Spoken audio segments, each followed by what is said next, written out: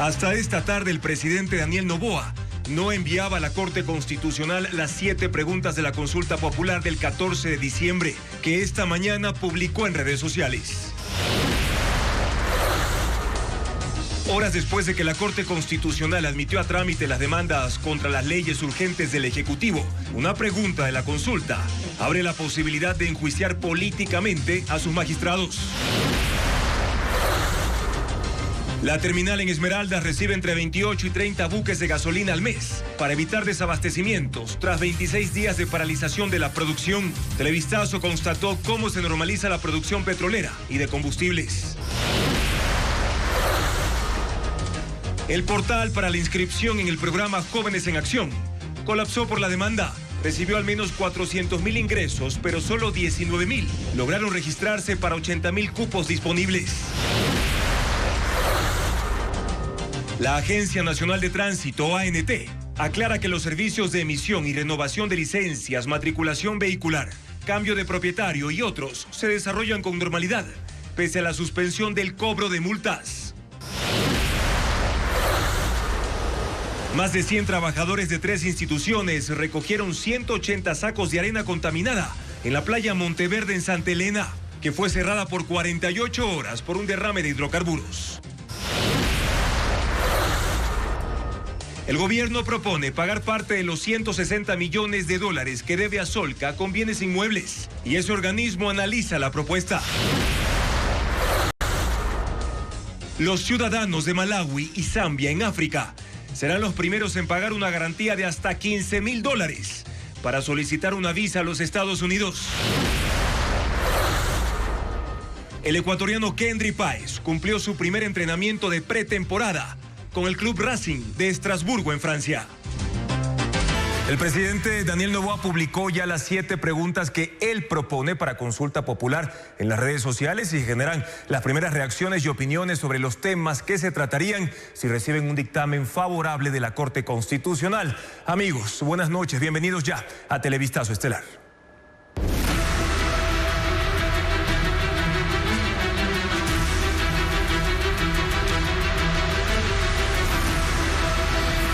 Consulta. Nuevo foco de atención.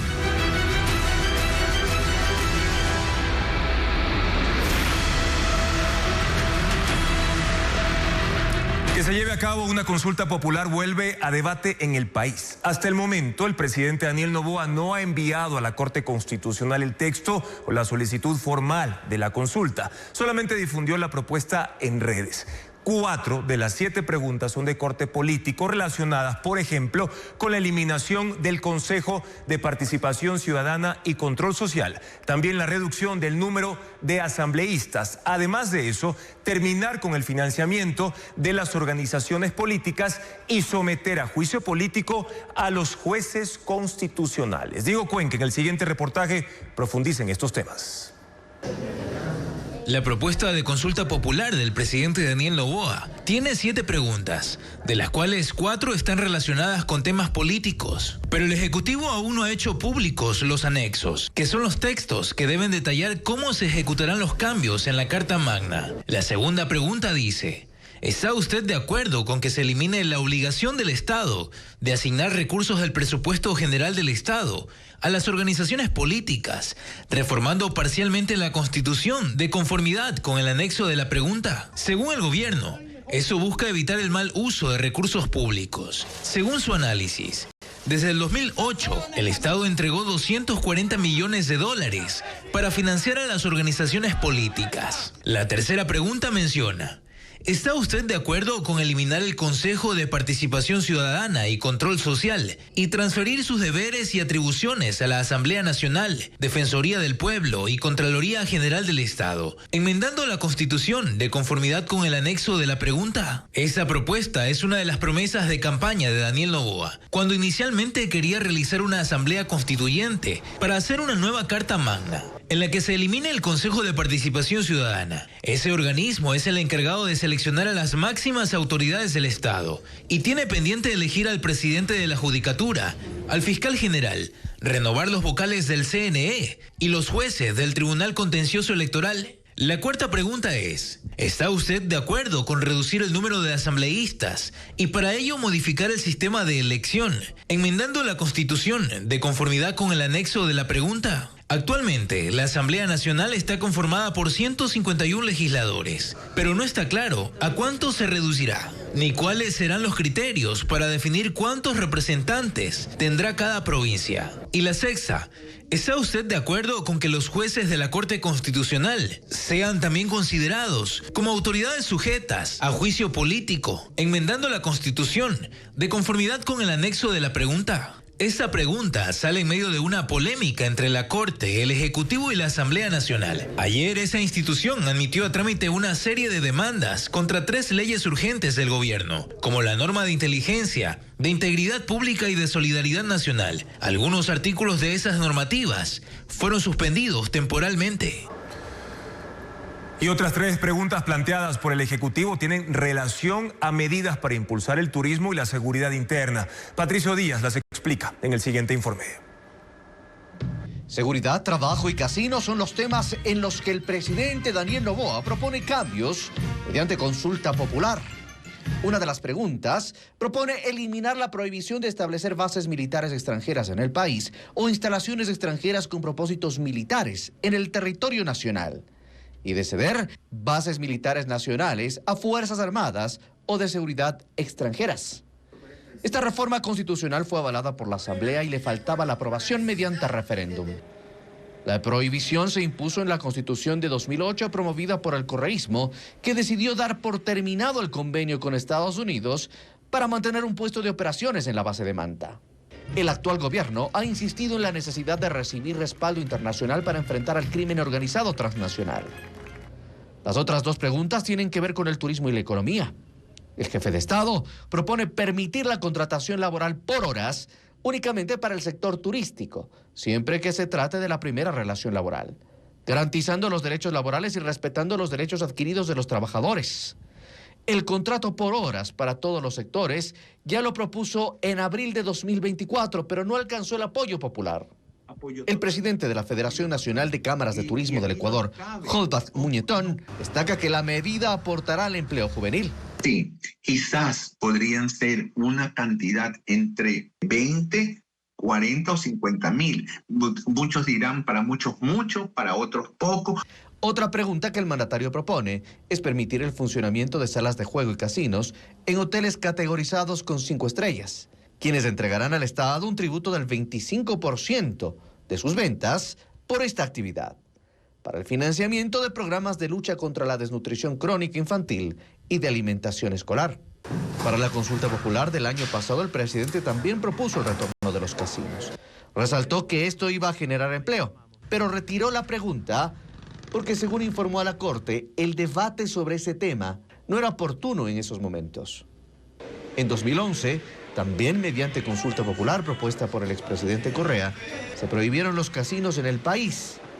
Según el presidente de la Federación de Cámaras de Turismo, eso generaba al menos 40.000 empleos. Considera que si se aprueba el cambio, se dará dinamismo al sector hotelero. Estás apuntando al mercado internacional.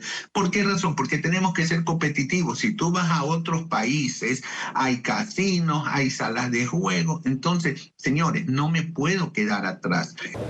El presidente de la República anunció la semana pasada que la consulta popular podría ser convocada para diciembre.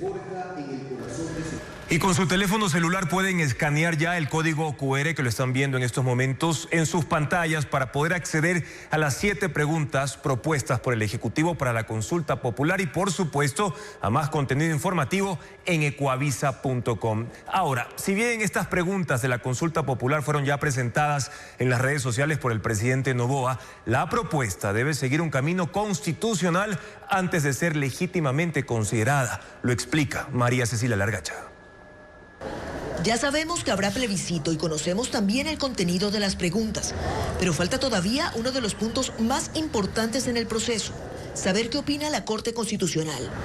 Es que esas preguntas deben ser enviadas a la Corte para que ésta realice un control de constitucionalidad en cada una de ellas. Y hasta la tarde del martes, eso no ocurrió. La Corte puede decidir que esas preguntas ameritan o una enmienda o una reforma constitucional.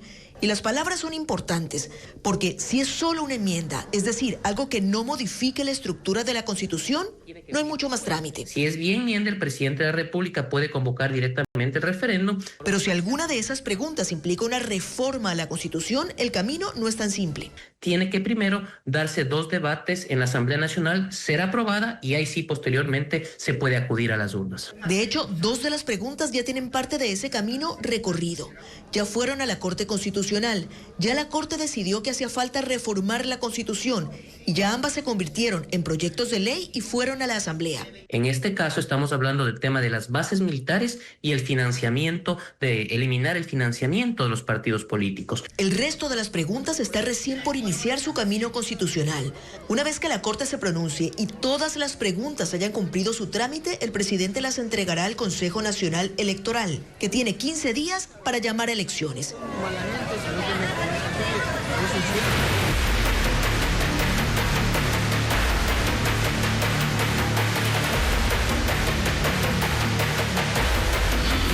La Corte, semáforo de las leyes.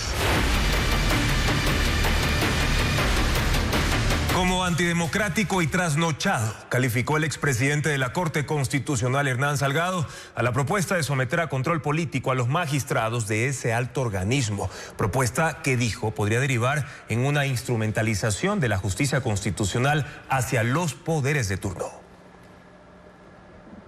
El gobierno lleva la disputa con la Corte Constitucional a otro nivel, al plantear dentro de la consulta una pregunta que apunta a facultar a la Asamblea de la capacidad de enjuiciar políticamente a sus integrantes. Para el expresidente de la Corte, Hernán Salgado, la propuesta es un despropósito. Trasnochado totalmente.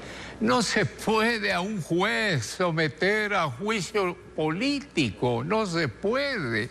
Ningún juez, menos el juez constitucional. ¿Cómo va a ser objeto de presiones? ¿Cómo pueden decirle le voy a hacer juicio y no haga esto? Imposible. Eso es antidemocrático. Eso es un autoritarismo craso. La propuesta del gobierno llega pocas horas después de que la ministra de Gobierno, acompañada del presidente de la Asamblea Nacional y ambos rodeados por policías y militares, aparecieran en un video cuestionando la suspensión de 25 artículos de 3 leyes que fueron impulsadas por el Ejecutivo. Admitir a trámite y suspender provisionalmente no es un acto neutro, es dejar sin efecto las leyes, es dejarnos sin defensa. La disputa entre el Ejecutivo y la Corte Constitucional era algo que se veía venir, sostiene Santiago Basabe, quien apunta que incluso la estrategia es la misma que se ha manejado desde el momento en que las cuestionadas leyes fueron presentadas. Los que no están en la línea del gobierno están a favor de los grupos criminales. Con las distancias del caso fue la estrategia del presidente Fujimori y de Vladimiro Montesinos en el Perú. Todos los que estaban en contra del gobierno de Fujimori, en el caso peruano se los tachaba como terrucos. Añade que una Corte Constitucional sujeta a control político desequilibra el sistema de pesos y contrapesos, rompe con el principio de independencia judicial y en última instancia afecta la calidad de la democracia. Más aún cuando no existe garantía alguna de que ese control político planteado no se vaya a convertir en herramienta de presión o de castigo. En medio de tensiones entre la Corte Constitucional y el gobierno, la Asamblea posesionó a los miembros del Banco de Elegibles del máximo órgano de administración de justicia. Ellos podrán reemplazar a 3 jueces en funciones en caso de ausencia definitiva. Lo informa Fabiola Santana. La Asamblea posesionó a 2 jueces del Banco de Elegibles de la Corte Constitucional en medio de la tensión institucional. Se trata de Pamela Aguirre y Edwin Aceldo. Ellos participaron en el último concurso de renovación parcial del máximo organismo de control constitucional y en caso de ausencia definitiva podrán reemplazar a los 3 jueces en funciones, Claudia Salgado, José Luis Terán y Jorge Benavides, que fueron parte del mismo proceso de selección. El legislativo los posesiona un día después de que la Corte Constitucional suspendiera los artículos principales de las leyes aprobadas con mayoría oficialista y que son objetos de demandas de inconstitucionalidad. También ocurre el mismo día en que el presidente Daniel Noboa anunció una propuesta de pregunta para consulta popular sobre la posibilidad de que la Corte Constitucional puedan ser destituidos vía juicio político en la Asamblea. La Corte renueva 3 jueces cada 3 años y lleva 2 procesos desde 2019, cuando fueron seleccionados por el Consejo de Participación Ciudadana Transitorio. La próxima renovación será en 2028 para elegir los reemplazos de Ali Lozada, Carla Andrade y Raúl Yazac. Poco a poco Ecuador retoma la normalidad en cuanto a la producción y exportación de petróleo. Un mes de paralización en la industria generó millonarias pérdidas económicas. El desabastecimiento de combustibles evitó gracias a las importaciones realizadas desde la terminal de Balao en Esmeraldas. Francisco Garcés estuvo en ese lugar y nos cuenta los detalles. Durante 26 días de julio, la producción petrolera estuvo casi paralizada. La crisis empezó con la suspensión del transporte de crudo por los oleoductos, lo que ocasionó que los pozos se apaguen paulatinamente y luego las refinerías, deteniendo también las exportaciones de petróleo. Pese a que la crisis afectó a toda la cadena relacionada al crudo, el país no sufrió desabastecimiento de los principales combustibles de uso común. Eso se logró importando gasolina, diésel y combustibles de avión. Todo llegó en buques e ingresó al país por la terminal marítima de Balao en Esmeraldas. Instalaciones de Petroecuador que estuvieron operativas al 100% de su capacidad para atender la demanda. En condiciones normales, esta terminal recibe entre 15 y 18 buques al mes, pero en julio el trabajo fue redoblado. Más o menos unos 30 a 28 barcos para poder cubrir toda la demanda, trabajando 24/7. Cuando tenemos la operatividad de producción de la refinería Esmeralda, obviamente las cantidades bajan porque nosotros producimos nuestros propios productos. Nos tocó recibir mayor cantidad de buques que vinieron del exterior, recibiendo esa cantidad de combustible que tanto necesita el país y poder surtir a todas las gasolineras del país. ¿Cómo se consiguió ese objetivo? Cada barco que llega al país cargado de combustibles es ubicado en un sitio a 4 kilómetros de la costa denominado cuadrilátero. Ahí es amarrado y conectado con mangueras especiales a una boya de descarga.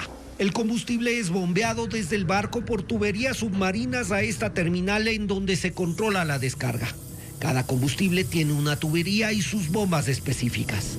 Durante el periodo de para, los barcos llegaron a este puerto y desde estas tuberías se abasteció de combustibles al país. En condiciones normales, una parte de los combustibles va a la refinería de Esmeraldas a 5 kilómetros para ser procesada y redistribuida. Pero en julio, la mayor parte del diésel y las gasolinas fue directamente al poliducto para que llegue a las terminales de abastecimiento.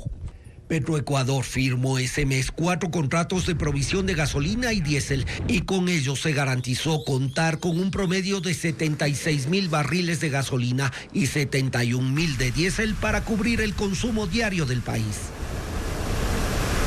Ciudadanos de 2 países africanos serán los primeros en pagar una garantía de hasta $15,000 por una visa para ir a Estados Unidos. Malawi y Zambia son catalogados como de origen de viajeros que se quedan en Norteamérica y que tienen sistemas poco confiables para la verificación de antecedentes de los aplicantes. Más naciones serán incorporadas a la lista. El reporte con Pedro Jiménez. Estados Unidos tiene listo un plan piloto para disuadir a viajeros que pretenden quedarse usando una visa de turismo o negocios. Se aplicará a nacionales de países con mayor tasa de permanencia irregular en Estados Unidos y con controles deficientes de seguridad y de verificación de antecedentes, con base en un informe de 2023 que publica el Registro Federal. El documento señala que ese año 500,000 personas se quedaron en Estados Unidos más tiempo del permitido o cuando sus visas ya habían expirado.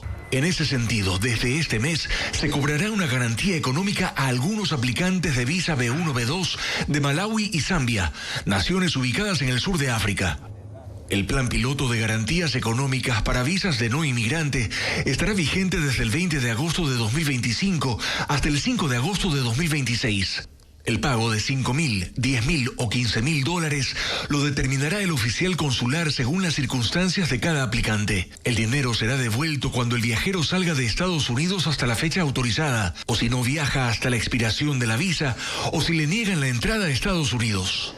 Además, estos viajeros solo podrán entrar a Estados Unidos por los aeropuertos internacionales Boston Logan de Boston, John F. Kennedy de Nueva York y Washington Dulles de la capital estadounidense. La lista de países cuyos ciudadanos estarán sujetos a este plan piloto se irá ampliando en los próximos días y semanas.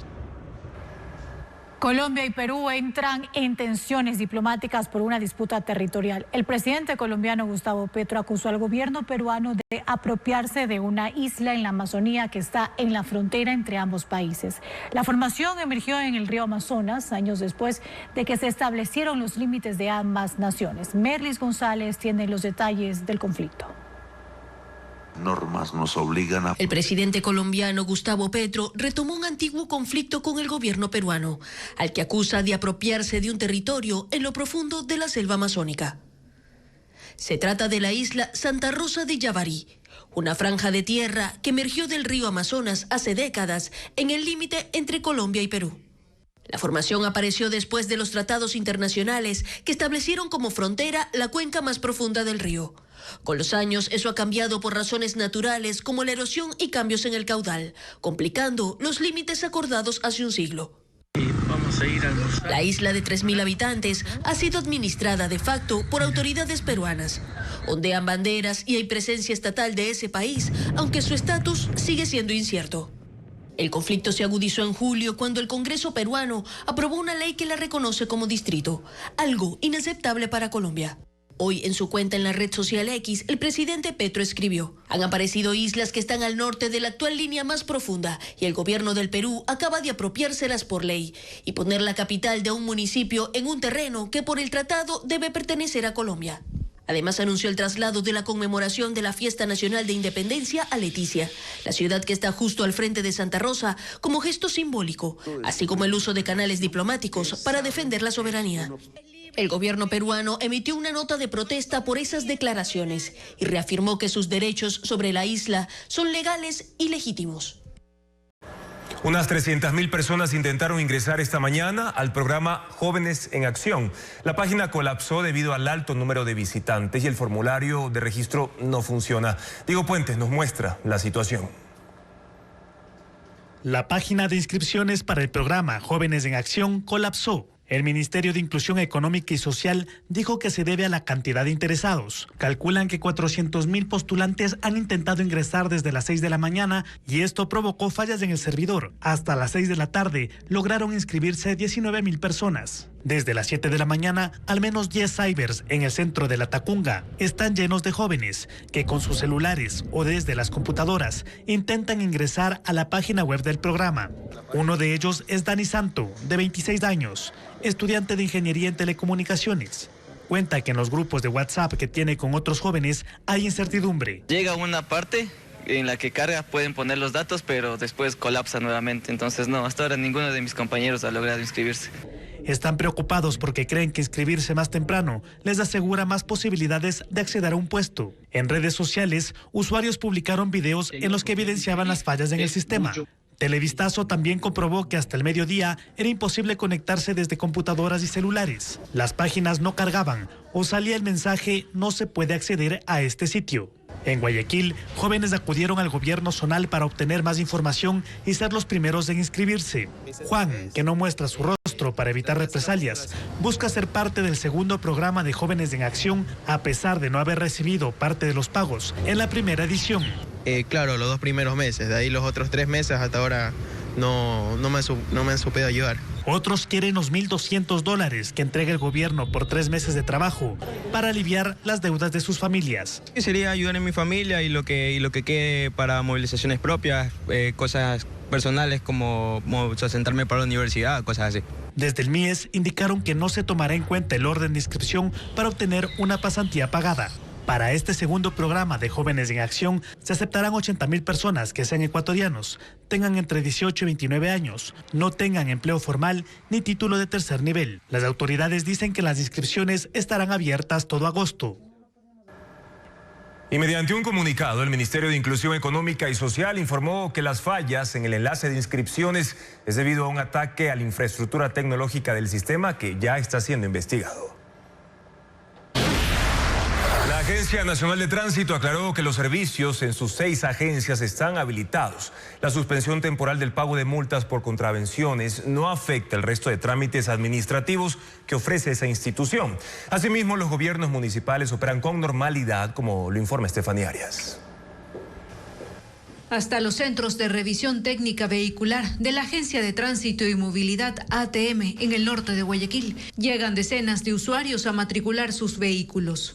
La atención en estas oficinas transcurre con normalidad, aun cuando la Agencia Nacional de Tránsito, ANT, suspendió por 6 meses el pago de multas por contravenciones de tránsito. El coordinador general de regulación de esta entidad, Diego Naranjo, confirmó que la medida no afecta al resto de los servicios de la ANT.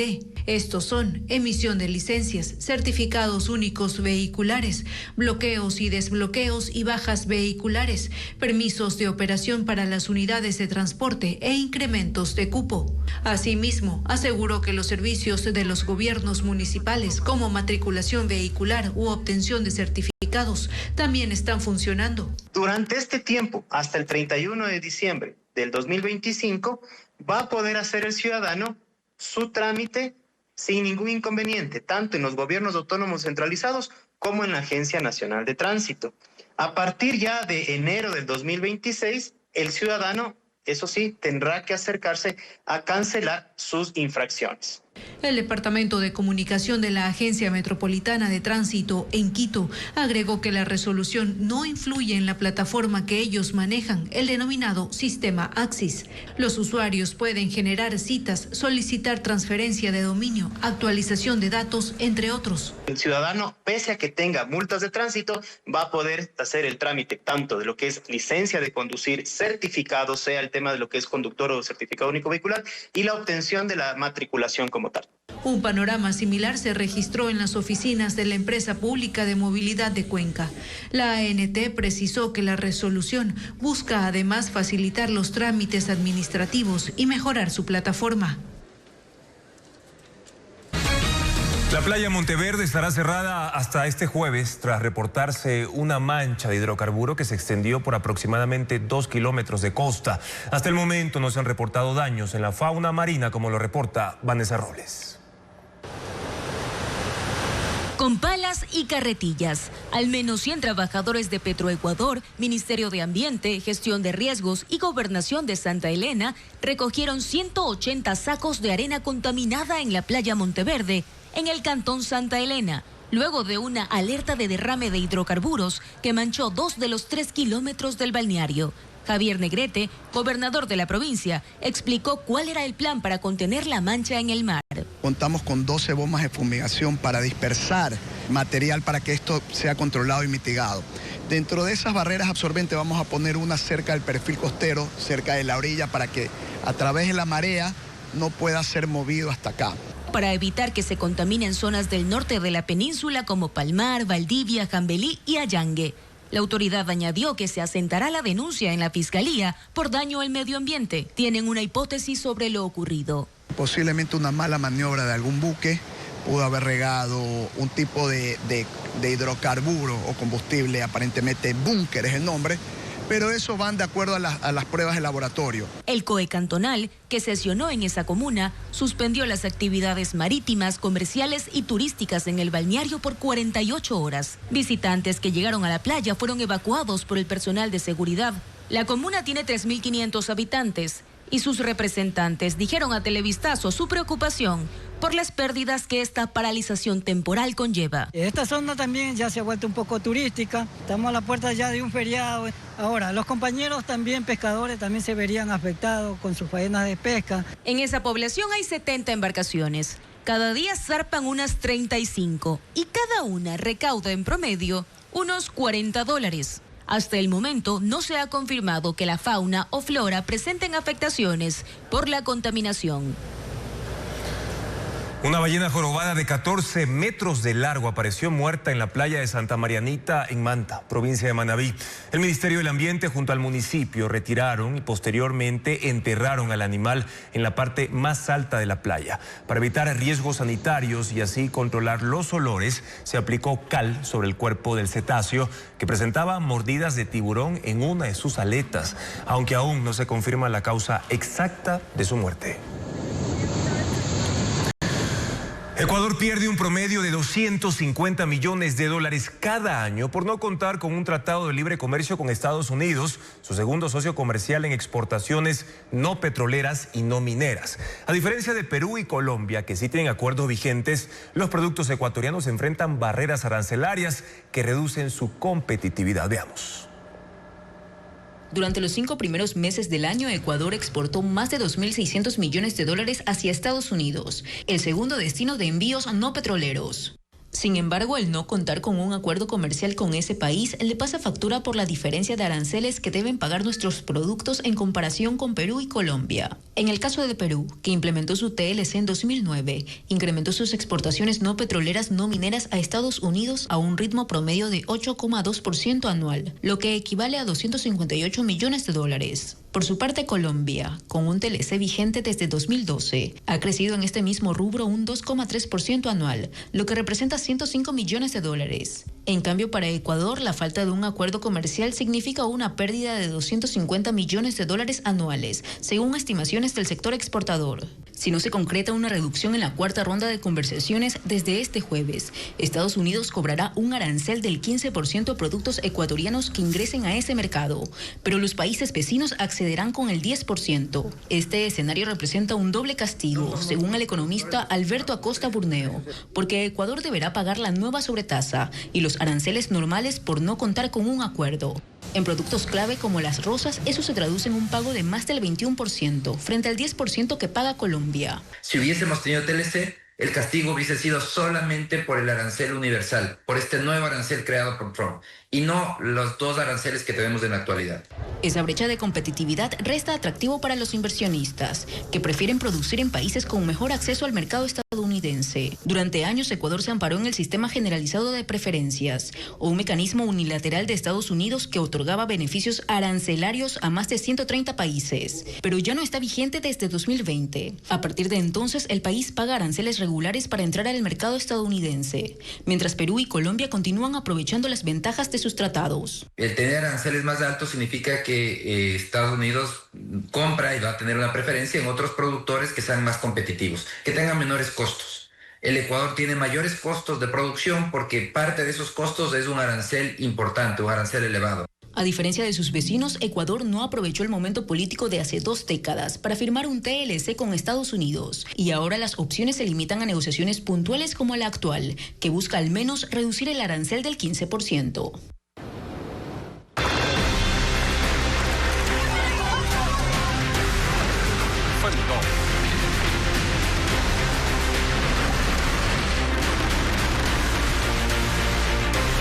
Mundo. Una inundación repentina arrasó una aldea en el norte de India. El torrente destruyó viviendas y un hotel. Hasta el momento se registran 4 muertos y 60 desaparecidos.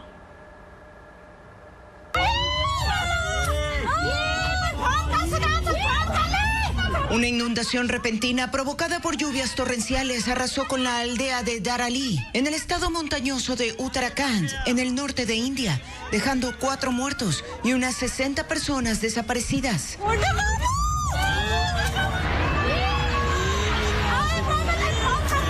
El desastre ocurrió cuando un torrente del río Khir-Ganga se desbordó, llevando escombros y lodo que destruyeron casas y hoteles en segundos. Videos difundidos en redes sociales muestran una avalancha que sumergió viviendas y edificios. Autoridades iniciaron una operación de rescate y advierten a la población que deben mantenerse alejada de los ríos, ya que los niveles siguen aumentando. Meteorólogos señalan que esto se debió a un fenómeno denominado explosión de nube, que produce una precipitación de intensidad extraordinaria en un periodo muy corto, causando inundaciones.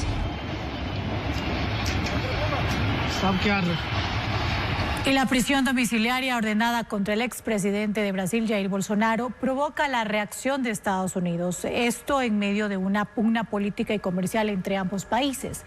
La administración de Donald Trump, que ya ha impuesto sanciones al juez del caso, advierte con extenderlas a otros involucrados en el proceso contra Bolsonaro. Estados Unidos reacciona una vez más ante decisiones de la justicia brasileña. El Supremo Tribunal Federal ordenó el arresto domiciliario del expresidente Jair Bolsonaro en un juicio por intento de golpe de Estado. Y la administración de Donald Trump sale en defensa de su aliado político. Antes calificó el proceso legal como una cacería de brujas. Ahora dice que las acciones de la justicia brasileña son una amenaza para la democracia. El Departamento de Estado, mediante su Oficina para Asuntos del Hemisferio Occidental, cuestionó la decisión del juez Alexander de Moraes, integrante del Supremo Tribunal Federal, y en un comunicado en redes sociales escribe: el ministro Alexander de Moraes, ya sancionado por Estados Unidos por violaciones de derechos humanos, sigue utilizando las instituciones brasileñas para silenciar a la oposición y amenazar la democracia. Imponer más restricciones a la capacidad de Jair Bolsonaro para defenderse públicamente no es un servicio público. Que Bolsonaro hable. Agrega que también sancionará a quienes colaboren o incentiven ese tipo de conductas. El gobierno de Lula da Silva ha dicho que Trump no fue elegido para ser emperador del mundo. El caso Bolsonaro detonó la carga arancelaria que Estados Unidos ha impuesto a las exportaciones brasileñas, que si bien es una política que ha adoptado en todo el mundo, deja a Brasil con las tarifas más altas, 50%. Para el gobierno brasileño, este arancel es una maniobra orquestada por la extrema derecha en el país, señalando directamente a aliados de Bolsonaro. El proceso contra Bolsonaro avanza y una negociación comercial entre Estados Unidos y Brasil aún parece posible, pero la vigencia de los aranceles sigue programada para esta semana, desde el 7 de agosto. La administración de Donald Trump revocó una polémica cláusula de la Agencia Federal de Gestión de Emergencias que exigía a los estados mantener vínculos comerciales con Israel para acceder a fondos federales. El Departamento de Seguridad Nacional eliminó la disposición de su web tras las críticas por intentar retener $1.900 millones a quienes apoyaran el boicot a Israel. Se trata de fondos para las gestiones de búsqueda y rescate, así como dinero para el personal y los equipos de socorro. Y el gobierno israelí define los próximos pasos para la guerra en Gaza. En una reunión de 3 horas del Gabinete de Seguridad, el ala dura del régimen se inclinó por la ocupación de ese territorio palestino. Pero también ha habido oposición, por lo que no se ha hecho un anuncio oficial sobre la decisión, como lo reporta Pedro Jiménez. Israel mantiene su operación en la Franja de Gaza con esporádicas pausas tácticas para el ingreso de ayuda humanitaria, pero lo que pasará después sigue en discusión. El Gabinete de Seguridad del gobierno de Benjamín Netanyahu analiza alternativas en el campo militar y, según versiones de la prensa local, incluso se ha considerado ir a una ocupación total de Gaza. Terminado el encuentro estratégico de este martes, el diario Jerusalem Post informó que esa alternativa sigue vigente. Y aunque cita que el jefe de Estado Mayor de las Fuerzas de Defensa, Eyal Zamir, ha manifestado su oposición, este finalmente acataría la decisión del Gabinete de Seguridad, decisión que aún no se conoce. El primer ministro Benjamín Netanyahu está cada vez más presionado, tanto por el ala dura del gobierno para seguir con la ofensiva contra el grupo Hamás, como por organizaciones que demandan poner fin a la guerra de inmediato, conseguir la liberación de los rehenes, la devolución de los cuerpos de los que han muerto en cautiverio, acabar con la crisis humanitaria y la situación de hambre de miles de gazatíes. Está también la comunidad internacional volcada a ir a una solución definitiva y aumentar el número de naciones que reconocen a Palestina como Estado. Por ahora, el ingreso de ayuda humanitaria se mantiene en cantidades limitadas por vía terrestre en medio de la desesperación de la gente. Y por otro lado, el lanzamiento de toneladas de paquetes con alimentos y medicinas en vuelos coordinados por Alemania, Francia, Jordania, España y Emiratos Árabes Unidos. 2 barcazas usadas para el lanzamiento de fuegos artificiales se incendiaron en Japón durante una exhibición. Centenares de personas observaban el festival cuando de pronto unas chispas alcanzaron la base de las embarcaciones ubicadas en la costa de Yokohama.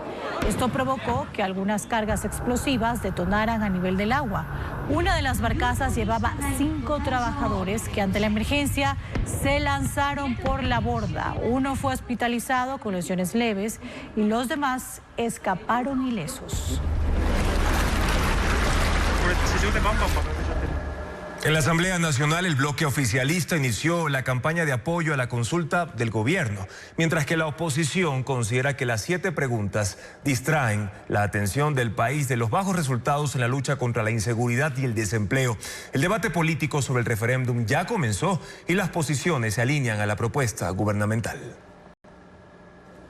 En la Asamblea, la propuesta de consulta popular agitó las acciones y reacciones. El bloque del oficialismo empezó esta mañana la campaña por las 7 preguntas, que a su decir es una decisión valiente que sintoniza con un clamor ciudadano. Una consulta popular que propone las soluciones que el pueblo ha esperado por tantos años y que ningún gobernante había tenido la valentía de proponerlas. La oposición, en cambio, recibió con sorpresa el contenido de las preguntas. Creen que hay una mezcla de temas que deben llevar a la reflexión del país por el manejo de intereses que, según ellos, se quiere hacer desde el régimen.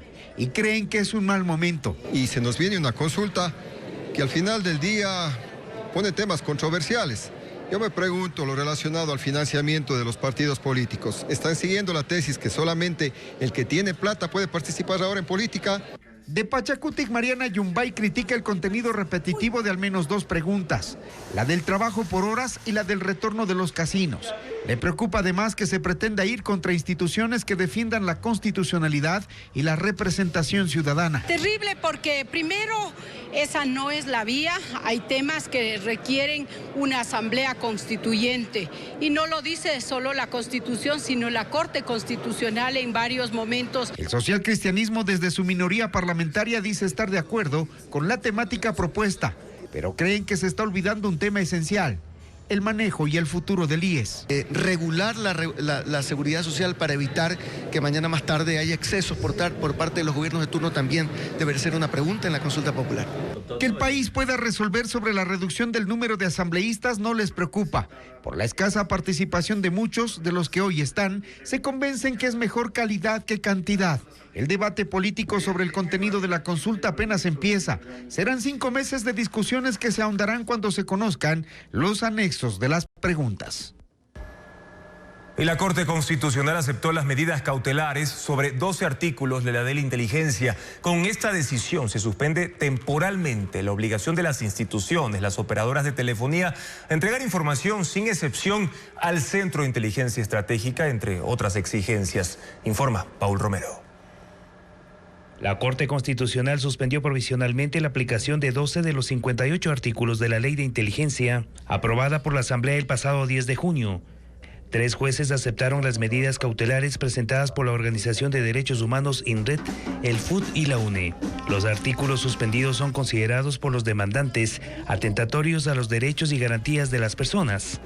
Están relacionados con la obligatoriedad de las instituciones públicas para entregar cualquier información de manera oportuna y completa al Centro de Inteligencia Estratégica. El requerimiento de información a las operadoras de servicios de telecomunicaciones de conexiones de abonados telefónicos, histórica o en tiempo real, para operaciones de inteligencia y contrainteligencia. Queda suspendida la retención, apertura, interceptación o examinación de documentos o comunicaciones. La competencia del CIES para la clasificación de información como reservada, secreta y secretísima. También fue suspendido el texto sobre la designación de un fondo permanente de gastos especiales para operaciones de inteligencia y contrainteligencia de los 7 subsistemas, la regulación de los agentes de seguridad, la obtención de doble identidad, la aplicación de técnicas de infiltración sin autorización judicial. Los jueces también suspendieron la aplicación de 8 artículos del reglamento de la ley y una disposición general relacionados con la demanda presentada por las organizaciones sociales. El conflicto armado interno, la definición de grupo armado organizado, el indulto presidencial anticipado y la consideración de bienes como objetivos militares quedan también temporalmente suspendidos en la Ley de Solidaridad. Jacqueline Rodas explica cada uno.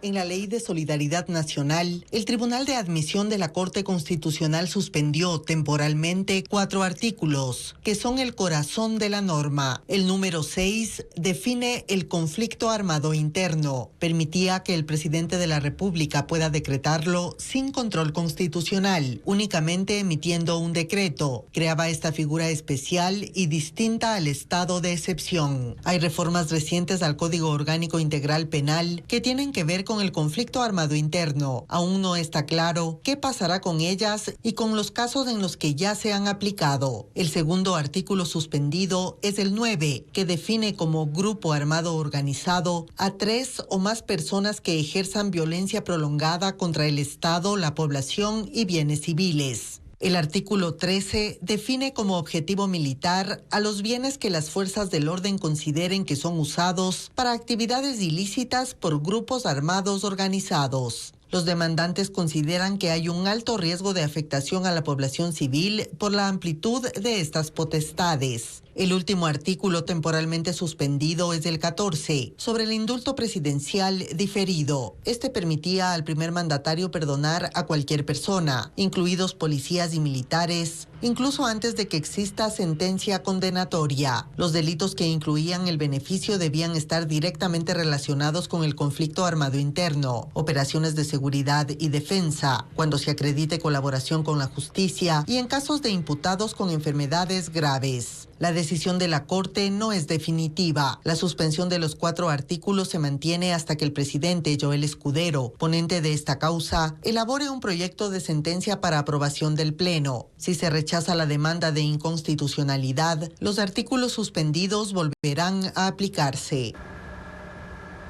La jueza Nubia Vera tiene prohibición de salida del país y debe cumplir con presentaciones periódicas. Este martes se desarrolló la audiencia de formulación de cargos por el caso Mueble Fino, que la investiga por concusión. Según la Fiscalía, Vera habría pedido dádivas a cambio de una sentencia favorable. El juez anticorrupción también le prohibió enajenar 2 vehículos y un inmueble a su nombre, así como transferir o mover bienes temporalmente. Vera es conocida por fallar a favor de una acción de protección presentada por la ex vicepresidenta Verónica Abad ante una sanción impuesta por el Ministerio del Trabajo. 20 bultos con droga que llevaban un rastreador satelital fueron decomisados en alta mar, en la provincia de Santa Elena. Además, en Manabí, 3 personas, entre ellas un menor de edad, fueron asesinadas cuando salieron de un partido de fútbol. Estefanía Arias con el resumen de estos casos.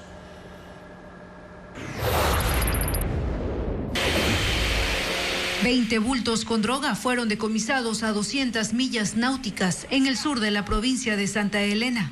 Según las Fuerzas Armadas, el cargamento era trasladado en una embarcación tipo panga. Durante el operativo, los 2 tripulantes intentaron evadir el control y arrojaron la droga al mar, pero fueron interceptados por los uniformados. Los hombres fueron aprehendidos. Las autoridades revelaron además que los paquetes se llevaban un rastreador satelital. 3 personas fueron asesinadas en Manta, Manabí, luego de asistir a un partido de fútbol. Entre ellos hay un menor de 14 años. Según las autoridades, las víctimas salieron del estadio Jocay, tomaron un taxi y en el camino fueron sorprendidas por los sicarios. En la escena encontraron al menos 30 restos de bala. El ataque también dejó 2 heridos que fueron llevados a una casa de salud. Un hombre fue asesinado la noche del lunes en el Guasmo Sur de Guayaquil. Según testigos, 2 criminales en una moto siguieron a la víctima por más de 1 cuadra en la cooperativa Unión de Bananeros, quien intentó huir por una peatonal, pero fue alcanzada por los atacantes. El cuerpo del ciudadano quedó en la calzada y a pocos metros del cerramiento de una vivienda. La Corte Constitucional suspendió el plazo para que las cooperativas consideradas grandes se conviertan en bancos según la disposición incluida en la Ley de Integridad Pública. Patricio Díaz explica que esas instituciones financieras pidieron la inconstitucionalidad de ese artículo. Los plazos para que las cooperativas de ahorro y crédito más grandes se conviertan en bancos se suspendieron. La Corte Constitucional admitió a trámite la demanda de inconstitucionalidad contra la Ley de Integridad Pública, que incluía esa disposición, y aceptó el pedido de la Asociación de Cooperativas. En sus argumentos, el Tribunal de Admisión señala que el cambio generaría efectos estructurales que difícilmente podrían ser revertidos posteriormente, lo cual configura un daño irreparable a la naturaleza jurídica de estas entidades. Edgar Peña Herrera, representante de las cooperativas, explica que estas instituciones no tienen fines de lucro. Sus socios son clientes a la vez.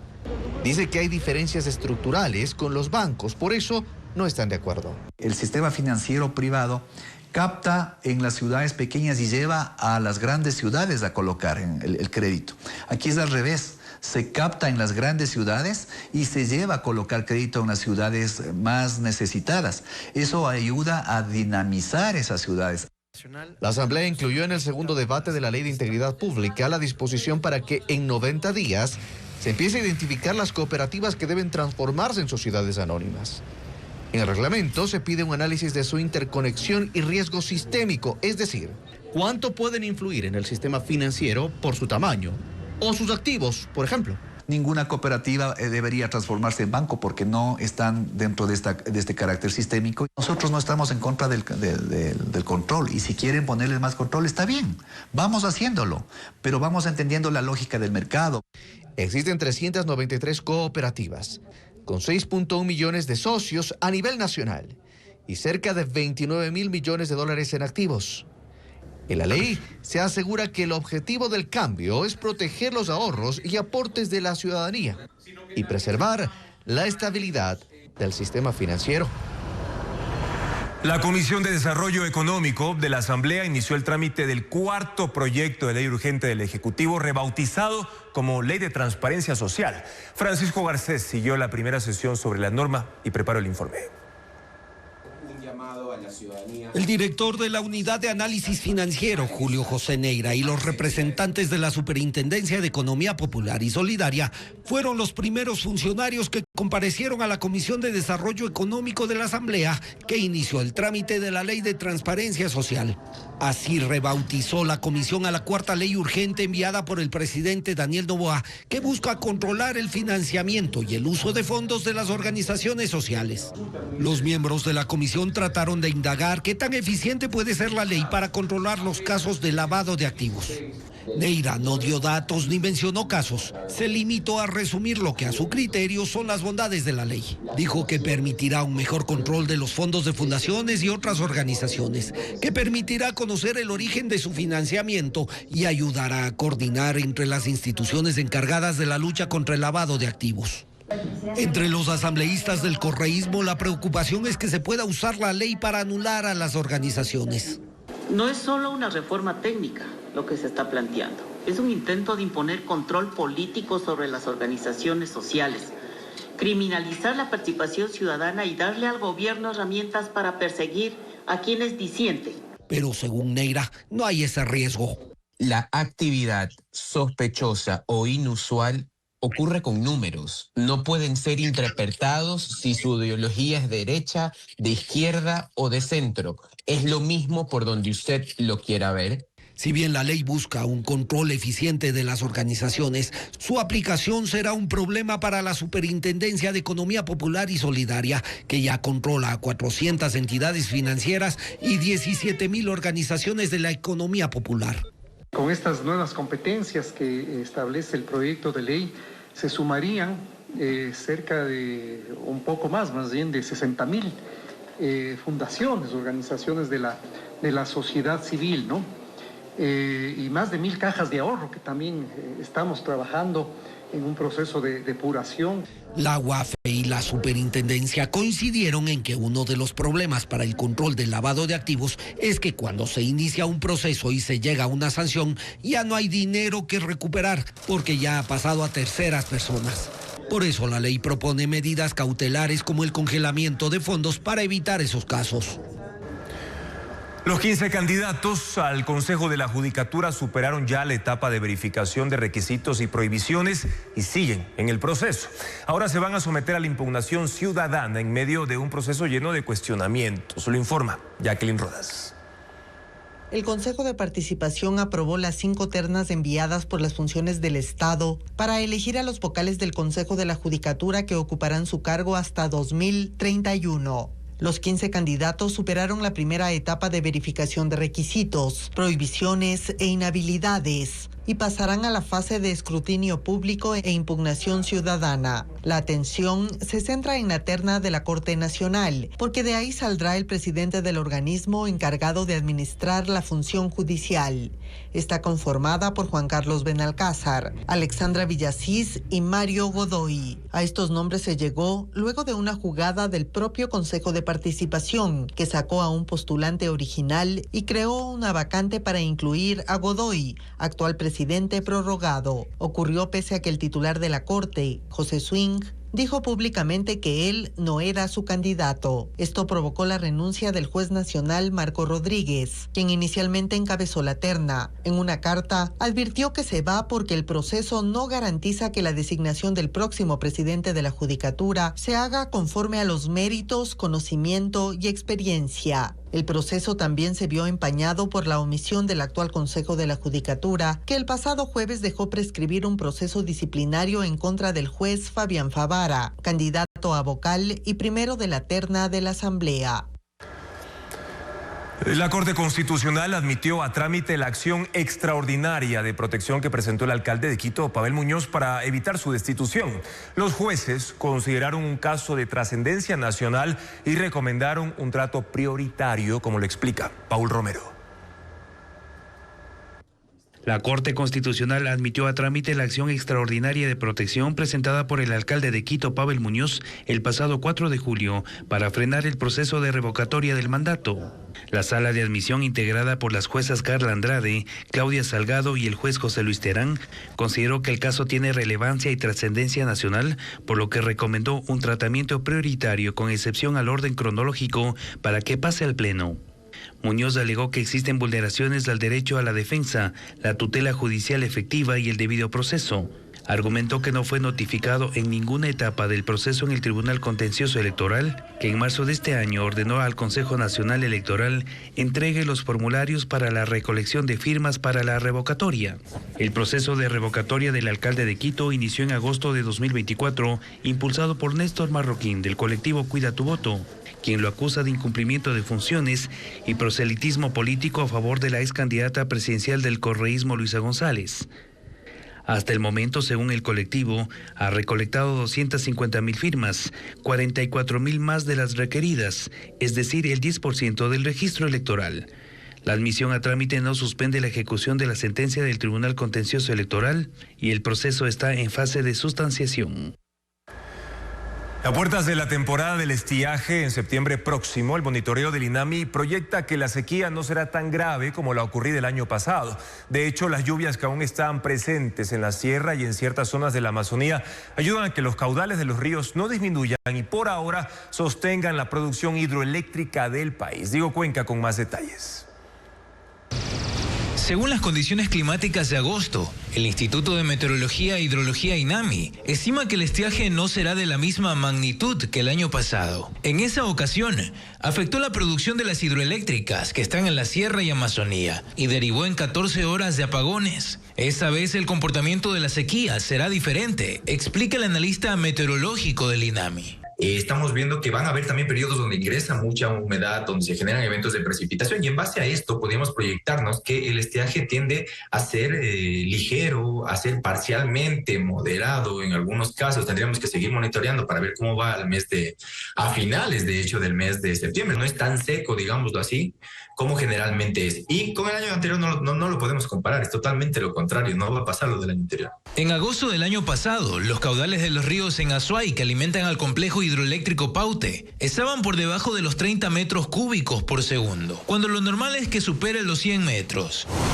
En cambio, este martes 5 de agosto, según el monitoreo de la Corporación Eléctrica del Ecuador, CELEG, los caudales de la cuenca del Paute aún superan los 200 metros cúbicos por segundo. Por eso los embalses de 3 centrales, entre ellas Mazare, están en sus niveles máximos y pueden generar hasta 1.756 megavatios sin problemas. Por ahora estamos viendo que agosto tiende a comportarse un poquito más lluvioso de lo que generalmente es. Y recordemos que agosto no es lluvioso, ¿no? Entonces tampoco estamos esperando diluvios en general, pero sí el ingreso constante que genera eventos de precipitación. Hemos visto que la región amazónica es la que los eventos de precipitación han sido recurrentes. Por ahora, esas lluvias moderadas benefician a centrales como Coca-Cola Sinclair, cuya capacidad es de 1.500 megavatios y ayudan a cubrir el 30% de la demanda nacional de electricidad. Actualmente, la costa es la única región en la que comienza a sentirse el estiaje, pues los niveles de los caudales han disminuido hasta en 80 centímetros aproximadamente, principalmente en el río Bulu Bulu en Guayas. Pero según el INAMI, es parte de la sequía normal en esas localidades. El gobierno propondrá a Solca saldar parte de la millonaria deuda con bonos del Estado, bienes muebles e inmuebles. Ya adelantó un pago de $26 millones, pero según un ministro de Salud, la deuda supera los 160 millones. La próxima semana habrá mesas de diálogo para alcanzar acuerdos, como lo reporta Diego Puente. Casas, edificios, terrenos, vehículos y otros bienes que están en manos del gobierno central serán puestos a consideración de Solca para reducir la deuda por atenciones médicas. Esta propuesta la hizo el Ministerio de Salud el jueves último y será analizada en mesas de trabajo. Será de cada Solca por la autonomía administrativa que tenemos, la que decida qué quiere, si quiere bienes raíces, quiere bonos o quiere efectivo. Eso ya queda a discreción de cada Solca. En las mesas que empezarán la próxima semana, participarán representantes del Ministerio de Finanzas, de Salud y de Inmobiliar, que es el custodio de los bienes del Estado, muchos incautados por casos relacionados con el narcotráfico, lavado de activos y corrupción. Yo creo que ante la situación que está atravesando el país, ni el acreedor ni el deudor nos podemos cerrar completamente a un esquema. Hay que estar dispuesto a escuchar. Este lunes, la vocera presidencial Carolina Jaramillo dijo que el gobierno pagó a Solca $26,2 millones en lo que va del año y que eso es el doble en comparación con lo pagado en el mismo periodo del 2024. Es una respuesta concreta a la necesidad de garantizar la continuidad de los tratamientos oncológicos que reciben miles de pacientes en todo el país. El exministro de Salud, José Ruales, rebatió las declaraciones que indican una reducción de la deuda. Dijo que en menos de 2 años, los compromisos con las 10 sedes de Solca pasaron de 80 a 160 millones de dólares. En los núcleos provinciales hay preocupación porque existen retrasos en el pago de proveedores para mantener las atenciones de salud. El artista Juan Pablo Toral inauguró en Cuenca su muestra Retrotopía. Sus obras son inspiradas en objetos del Guayaquil urbano, algunos de ellos ya desaparecidos. Retrotopía puede definirse como el anhelo de regresar a un pasado idealizado, como una utopía inversa. Por eso, el término sirvió de inspiración al artista Juan Pablo Toral para bautizar su nueva muestra inaugurada en el Museo Municipal de Arte Moderno de Cuenca. Son 170 obras seleccionadas de toda la producción plástica de Toral, con más de 25 años de trayectoria. Las piezas en exhibición datan desde el 2004 hasta la actualidad. Mi intención como artista y como comunicador es tratar de que la gente reflexione acerca de la pérdida patrimonial que sucede en las ciudades. A través de objetos cotidianos, desde hidrantes hasta zapatos colgantes en cables de luz que evocan la vida portuaria, Toral rescata elementos de la memoria urbana de Guayaquil, ciudad donde creció. Hay pinturas, dibujos y esculturas. Hay óleo, acrílico, acuarela.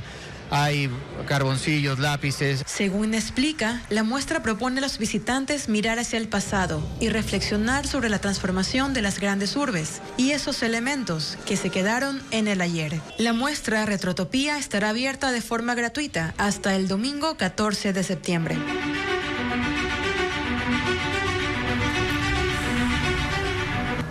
Y J Balvin y Gilberto Santa Rosa presentaron el videoclip de Misterio, grabado en el Hotel Palace de Nueva York. Además, les contamos que Verde 70 lanzó el videoclip del sencillo Homo Sapiens, grabado en su último concierto en el Ágora de la Casa de la Cultura en Quito. Ana María Palacios con el desarrollo de estas novedades en el mundo del espectáculo. J Balvin y Gilberto Santa Rosa presentaron el videoclip de Misterio, grabado en el Hotel Palace de Nueva York. Los artistas lucen trajes inspirados en la estética clásica de la salsa de los años 80. La letra habla del dolor de una relación que llega a su fin. La canción es una fusión de reggaetón y salsa. Martin Garrix y Alesso lanzaron su primera colaboración, Inside Our Hearts, con la voz del londinense Shao Farrugia. El sencillo fue presentado en el Ultra Europe 2025. Es una fusión de música electrónica con house. Verde 70 lanzó el videoclip del sencillo Homo Sapiens, grabado en su último concierto en el Ágora de la Casa de la Cultura en Quito. El sencillo es parte de su álbum Fulgor y fue escrita por Darío Castro, fundador de la banda, en la que habla de la belleza de lo simple, en contraste con el ruido del mundo. Mezcla sonidos andinos, folk, pop y electrónica, con el charango como instrumento principal. Así llegamos a la parte final de nuestra entrega informativa. Gracias, como siempre, por su sintonía, amigos. Televistazo regresa mañana a las 5:55. Luego, en Contacto Directo, estará la ministra de Gobierno, Zaida Rovira. Ella detallará la propuesta de consulta popular con las 7 preguntas publicadas por el presidente Daniel Noboa. Además, nos acompañará Nelson Villegas, especialista en diseño curricular y docente universitario. Él va a analizar si el programa Jóvenes en Acción representa un aporte a la experiencia profesional de los estudiantes o populismo. Sigan, amigos, las noticias a toda hora en ecuavisa.com. Información actualizada todo el tiempo. Muy buenas noches.